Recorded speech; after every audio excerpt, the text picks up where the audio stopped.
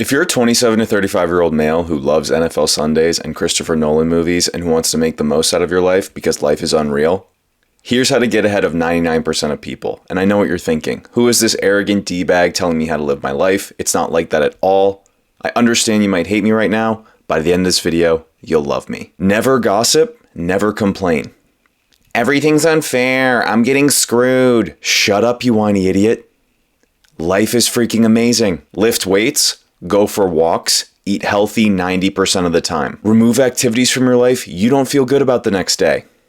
The doom scrolling, the junk food, the random pointless weeknight drinking. Trim your social circle to your real friends only. If you can't have fun with someone unless you're gambling or doing blow with them, they aren't actually your friend.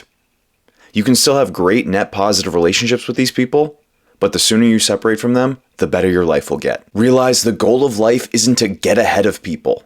There's more than enough good for everyone to have a bangin' time. The goal of life is to make your 15-year-old self proud. Not your manager, not your loudmouth family member, your 15-year-old self. If you don't know where to start, be more like your favorite movie characters.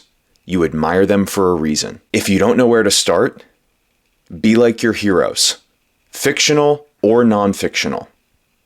Rust Cole, Ryan Gosling, Theo Vaughn, Tim Riggins, Batman. If you do not possess the intellectual maturity to understand what the authors of fictional stories are doing with their characters, you don't understand life. Your heroes are not your heroes because of money or women or material things. Your heroes are your heroes because of what they've done, the stories they're able to tell, and the value they're able to provide. Your heroes are your heroes because of how they handle their relationship to fear. There's nothing wrong with being afraid.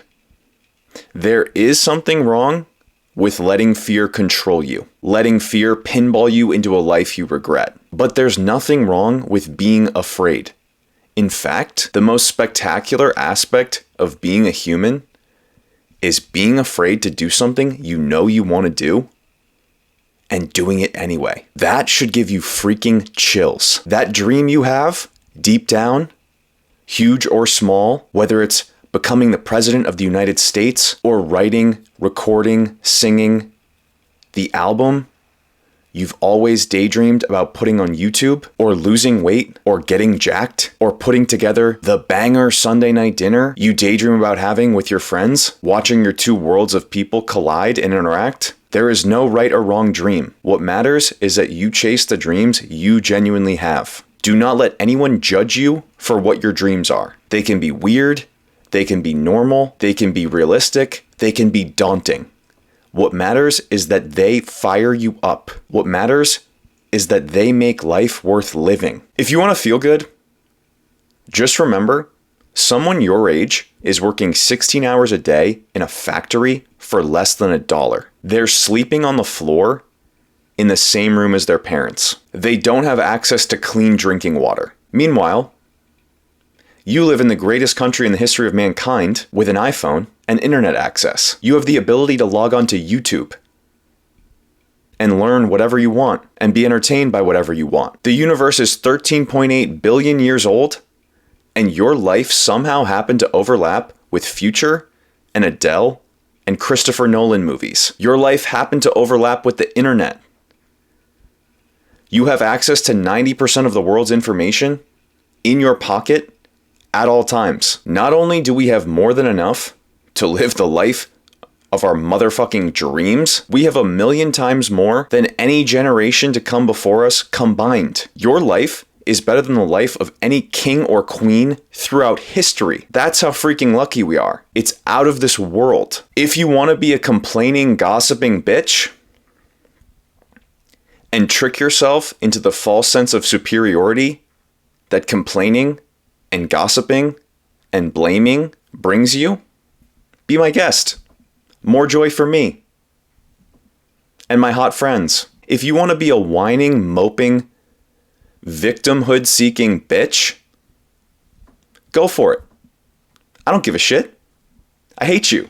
But understand, all you're doing is deceiving yourself. When you complain, Not only does no one care, what they're actually thinking is that you're most certainly complaining about them when you're not in the same room as them. When you gossip, not only is no one believing in your false narration of the inaccurate story you're relaying to them, all they're thinking is this person is gossiping the exact same way about me when I'm not in the same room as them. Even if there's no legitimate material to gossip about, even if there's no legitimate material to complain about, they will conjure up whatever it is they like hearing themselves say. Whatever makes their do-nothing, bitter, afraid, complaining bitch asses the good guy, and the outside world the bad guy. Toxic losers. That's what complainers and gossipers are. Identify them, use them for humor. Do not bring anything real or important about your own life to them. What is up, you savages and hotties? You're freaking awesome. Life is amazing. It is an honor sharing this miraculous joyride with you. I'm now going to break down this tweet. Enjoy. These are things your hot, wealthy, generous 50-year-old self wishes he could tell you. Hit the gym. Ask out your crush. Don't gossip. Don't complain. Only date girls who fire you up. If you don't fantasize about living with her in ancient Rome, she's not the one. Be kind to people even if they aren't cool. Don't social climb. Watch your favorite movies more often. Study your favorite characters. If there's something you think you might regret not doing, do it. Realize you're spinning on a sphere in an infinite universe, and the fact you're alive is a 1 in 500 trillion miracle. You're so lucky it's absurd, and you have nothing to lose. By the way, you have a house in Florida, and your wife's hot. If you are ever lacking in motivation, understand your 50-year-old self is a wealthy, muscular, handsome, generous hero who does awesome things for people, who takes care of his friends, who is responsible and kind and chill and brings great, grateful energy everywhere he goes. Your 50-year-old self is a person worth making proud. You freaking love that guy. Your 50-year-old self is going to have all the money you'd ever want. Your 50-year-old self is going to have a hot, awesome, chill, kind, milfy wife. So if you're wondering, is it worth it that I get really dialed in? Whether that's in the gym or in the ring or in your social life or in your career? Yes. It's 100,000% worth it. Every good decision you make, every clean, healthy choice you make, your 50-year-old self is watching you in another dimension, similar to what happens in the movie Interstellar, smiling at you.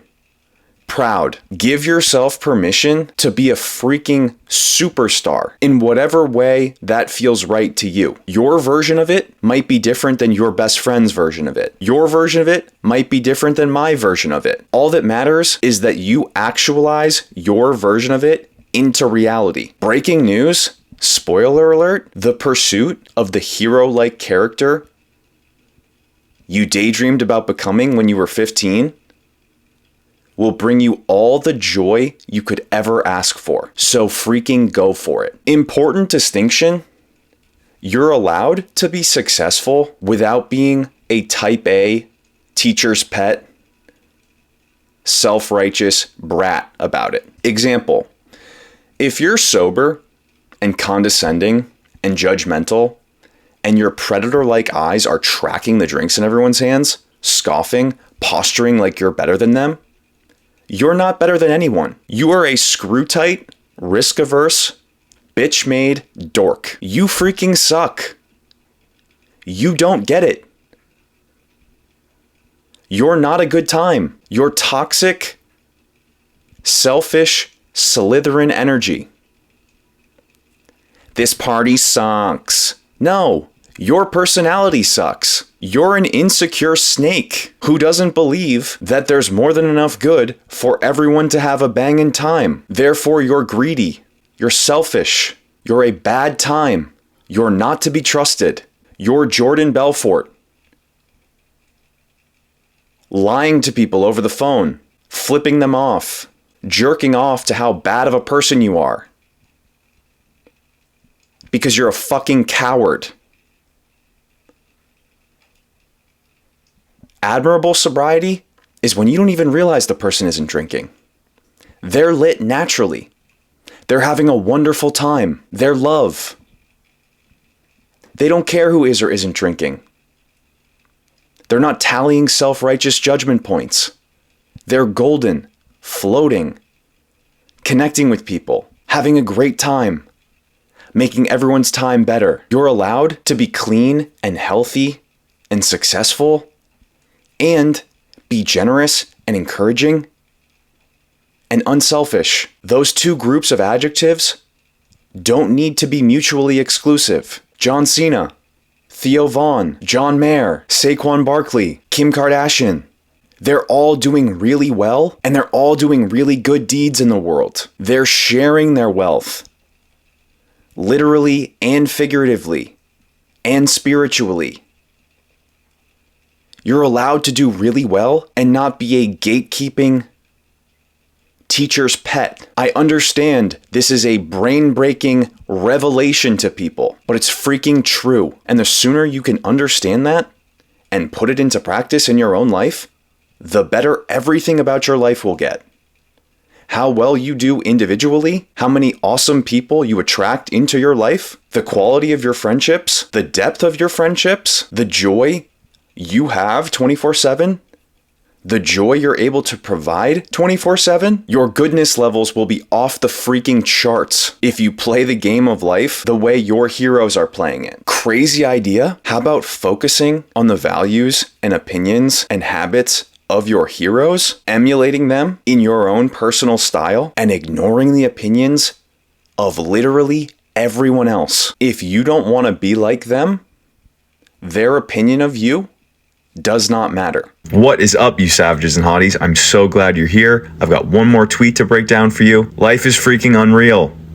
Enjoy. Why are you rotting your soul in sketchy nightclubs where the music is so loud you can't hear yourself think, and where no one is a real person, instead of smashing the gym, throwing banger pre-games where you can see and hear everyone?